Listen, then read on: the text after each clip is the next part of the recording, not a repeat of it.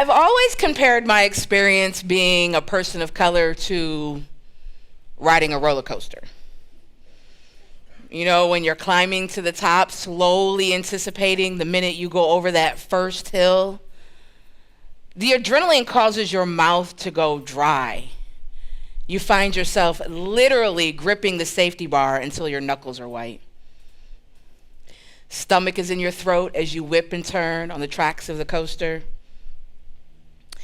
Once the ride is done, you are weak in the knees, in need of a few deep breaths and a glass of water to gather yourself before heading to that next ride. And all you can think is, I'm so glad I survived that entire experience. I'm never doing that again.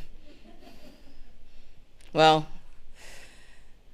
that's what it's like to be a person of color in America, except they have to do it again and again and again.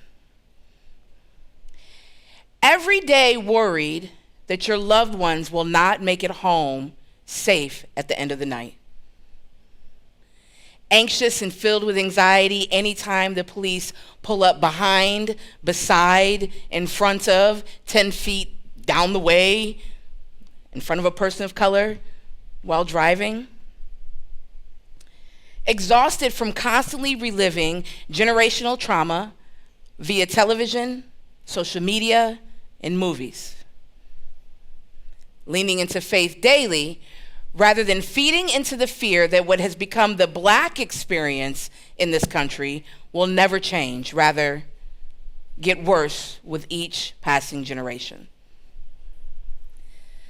While working in progressive politics at the height of a pandemic, in the midst of civil unrest, protest, and amongst death at the hands of police brutality, I had some of the dopest and enlightening and refreshing conversations with non-people of color. There were hard questions being asked and answered. There was open dialogue and safe spaces that should extend to the general public so verbal expression can begin to open the doors of communication, therefore creating a healing environment for the entire human race. The willingness to be vulnerable inspired a ripple effect amongst my family and friends, creating a long-awaited awakening of sorts. It was long overdue within my immediate circle.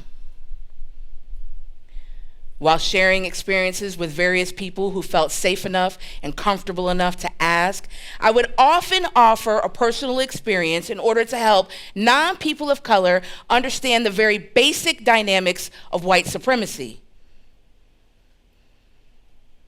When I was 7 years old, my mother was preparing our home for my brother's birthday party. This was a huge ordeal. While cleaning and cooking and filling goodie bags and blowing up balloons and wrapping presents, she burnt his cake.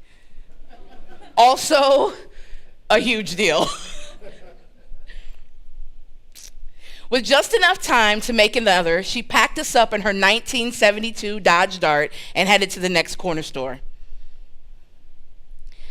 While in the store, she grabbed the 3 items she needed. If I'm not mistaken, we're talking about a homemade cake. So vanilla extract, sugar cane, condensed milk.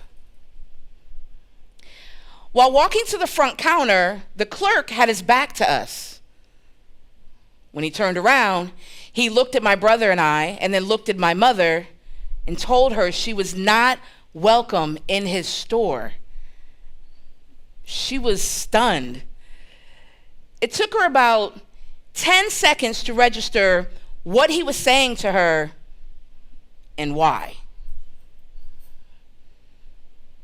She grabbed my hand, picked up my brother, and as we walked out of the store, we both heard the clerk mutter under his breath, "Nigger lover." My mother put us in the back seat of the car. She buckled us in. She locked the car doors, and you better believe she went back in that store. couple minutes later, she came out with the items she needed to bake my brother his birthday cake. On that day, I learned that the light skin that afforded my mother the privilege to be able to go back in that store, speak what her mind, whatever it is that she had to say, and come out with the items that she needed, would never be afforded to her brown children. White supremacy. After sharing that experience, inevitably, the very next question to be asked, this is the question that would always fill my heart with hope. How do I become a part of the solution?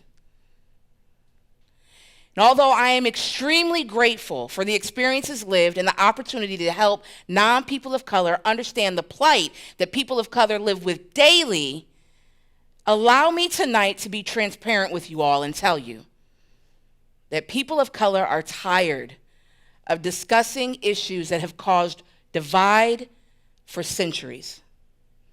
However, we are extremely eager to speak with the potential allies and accomplices about solutions to the divide. That conversation we are ready for. As layered as the issues of racial divide are, the solution to the divide is just as layered. The foundation for healing humanity starts with empathy. Simple as that. Followed up closely with respect, patience, and tact, I feel like a real understanding between races could come about if people had conversations with these 4 principles in place. I feel strongly about this because I have facilitated and been a part of these beautiful conversations.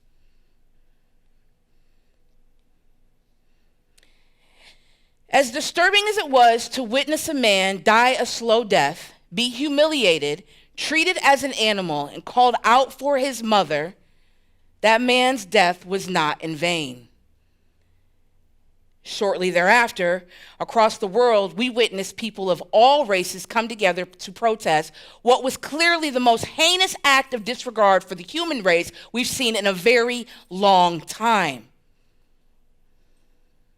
We all mourned the senseless death, where color did not determine the empathy deserved for the situation at hand.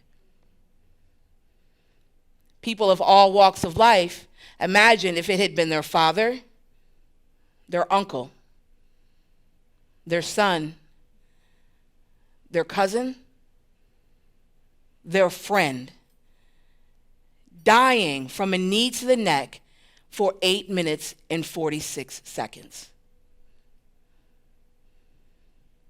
During peaceful protest, a healing energy was brought forth, despite the media's depiction of these mass gatherings. As a matter of fact, if during this time you turned on the news, the media showed images of looting, violence, and general mayhem in connection to these peaceful protests. I was there.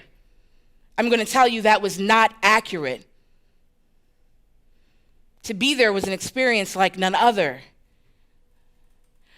Racial division was being discussed, dissected, and analyzed with the intent to shine a light on a fungus that has hindered human empathy for far too long. Artists of all ethnicities came together to express a collective pain felt for people who did not look like them, but bled the same with beautiful murals that depicted a long-awaited message of unity and hope. Small business owners donated time, food, staff, water to protesters regardless of background, race, or ethnicity. Non-people of color stood in front of and beside people of color, toe-to-toe with law enforcement, to clearly demonstrate their alliance. Compassion and support at this time was shown on a grand scale across the entire world, and today it still is. Rest in power, George Floyd. Today, that same empathetic spirit is spurring open dialogue being had with respect, patience, and tact, inspiring division to be dissolved. Not only conversation being had, but an evident change in mindset is occurring. The difference this time around is all people of all colors are open to change with their hearts as well as their minds. This is inspiring great action coming from a space of true and genuine empathy. The only energy that can't combat hate is love. Imagine if we had never known the idea that you are less than me because of my skin color. Letting go of that very idea is the first step to becoming the light that you seek. Thank you.